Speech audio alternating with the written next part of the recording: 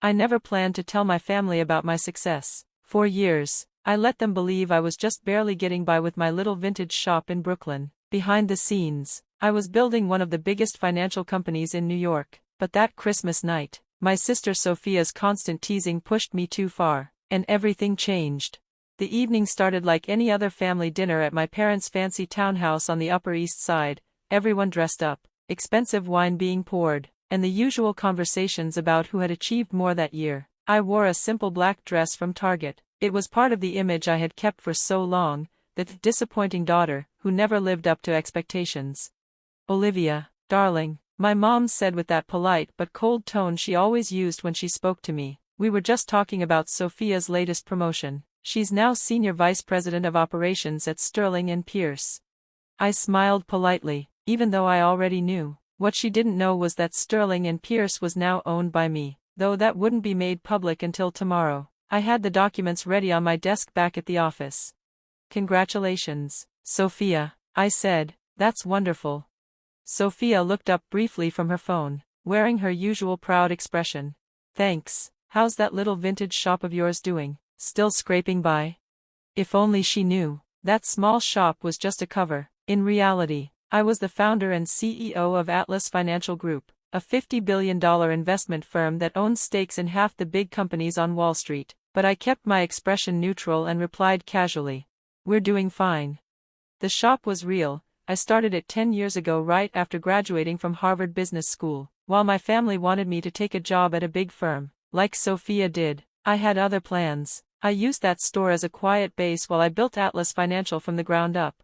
"Just fine?" my dad asked, lifting his glass of expensive scotch. "Sophia's division handled over $3 billion in deals last quarter. Maybe it's time you found a real job, sweetheart. I'm sure Sophia could help get your foot in the door."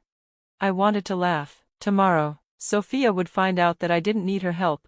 I owned her company now. But I stayed calm. "Thanks, Dad, but I'm happy where I am." Sophia gave a little laugh. "Of course you are. Some people just don't have the drive to handle real business." It was hard not to roll my eyes. Just that morning, I had signed a deal worth more than her entire company, but I let her talk, like I always had. "Remember when Olivia went to Harvard?" my mom added. "All that talent, and she wasted it on a tiny shop. At least Sophia used her degree properly." Just then, the doorbell rang. My mom brightened. "That must be Marcus." "Sophia, didn't your boss say he might stop by?" Marcus Evans, the CEO of Sterling and Pierce, was expected to visit. What they didn't know was that I had invited him, not Sophia. He had been working directly with me on the company's buyout. Sophia straightened her expensive dress, clearly trying to impress him. "Yes, Marcus has been such a great mentor." A few minutes later, Marcus walked into the dining room. He was tall, well-dressed, and confident, everything you'd expect from the head of a major company. But while my family saw a powerful CEO, I saw an employee, because now, he answered to me. Sophia jumped up to greet him. "Marcus, I'm so glad you could make it. Let me introduce." But Marcus was already walking toward me. "Ms. Reynolds," he said formally, using my professional name. "I didn't expect to see you here."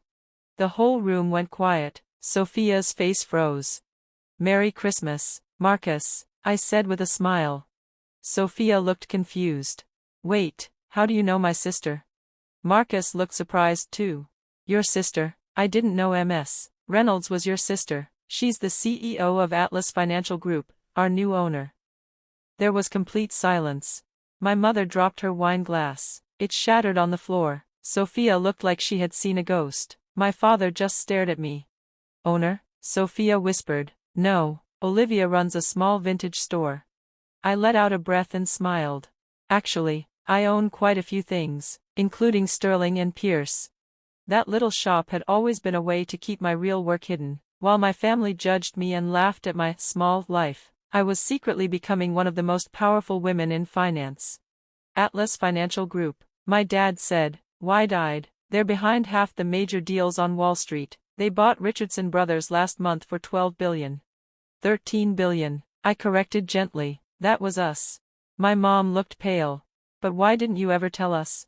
I looked at them, all the people who had doubted me, made fun of me, and ignored my efforts for years.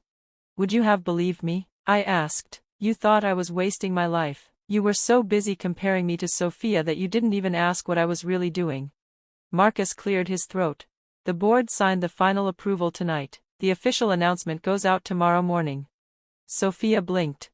You bought my company? I nodded. Yes, through shell corporations over the last few months. It's all finalized. She looked like the air had been knocked out of her. As I got ready to leave later that night, my dad walked up to me. Olivia, I still don't understand. Why keep it a secret for so long? I looked at him and said honestly, because sometimes the best way to succeed is to let people underestimate you. That gave me the space to build something real, on my own terms. I stepped out into the cold night, feeling lighter than I had in years. For the first time, I wasn't hiding who I was. The next day, the business world would know that Atlas Financial owns Sterling and Pierce. Sophia would now report to me. My family, who once saw me as a failure, would have no choice but to see the truth.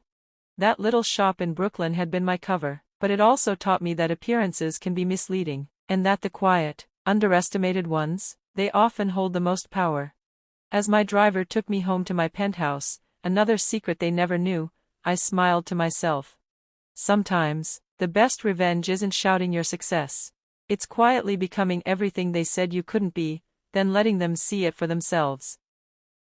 I looked at Sophia and said, putting me down, calling me unsuccessful, it made you feel better about yourselves, didn't it?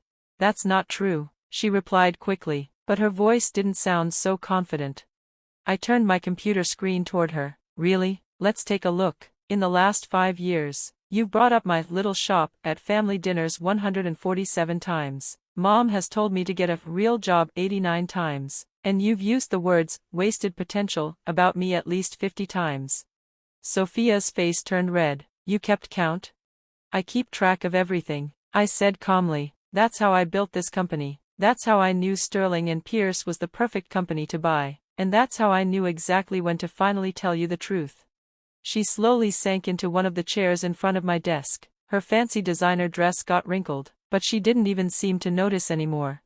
So, what happens now? She asked in a small voice. Are you going to fire me? I smiled. Fire you? No, Sophia, I'm promoting you. Her head snapped up. What? You're actually good at your job, I admitted. Your division's done well, so I'm promoting you to Executive Vice President of Global Operations. I saw a little bit of hope appear in her eyes. Really? Yes, but there's one condition, I said, leaning forward. You report directly to me. Every decision, every major change, everything goes through me. Can you handle that? Can you handle your little sister being your boss? The light in her eyes dimmed a little. The power between us had finally shifted. For the first time ever, she had to answer to me. I'll need to think about it, she said quietly. Take your time, I said, but only until tomorrow morning. If you don't decide by then, I'll give the job to someone else. She stood up, slowly fixing her dress. Just as she reached the door, she turned back. Olivia, that vintage shop, why keep it now? Everyone knows who you really are. Because I like it, I said simply. It reminds me where I started. It keeps me grounded. Success isn't just about corner offices and billions of dollars. Sophia, sometimes, it's about staying true to yourself, even when everyone else thinks you're wrong. After she left, my assistant Emma came in with my schedule. Your parents sent a dinner invitation. Should I say no? The old me would have made up an excuse to avoid them, but that part of me was gone. Accept it, I said, but let them know I'll be coming straight from the office. Let's see how they handle the real version of me. The rest of the afternoon passed quickly. Meetings, calls, messages. The news of my firm buying Sterling and Pierce had exploded in the business world. Atlas Financial was now one of the biggest players on Wall Street, and now everyone knew I was behind it. Just before I left for dinner, I got a message from Sophia. I accept the position, but this isn't over. I slipped my phone into my purse and smiled. Of course it wasn't over. It was just getting started. My family had spent years thinking I was a failure. Now they'd see who I really was. The shop in Brooklyn had been a cover. Atlas Financial was my real success, and it was time they saw how far the daughter they once ignored had come. I took my private elevator down, where my driver was already waiting. That night's dinner, it was going to be different. No more pretending, no more playing the role of the disappointment. It was time they met me, Olivia Reynolds, CEO of Atlas Financial Group. My driver dropped me off in front of my parents' townhouse at exactly 7 p.m. This time, I didn't hide. My designer suit and heels said everything. I was no longer the woman they looked down on. The butler greeted me at the door with a respectful bow.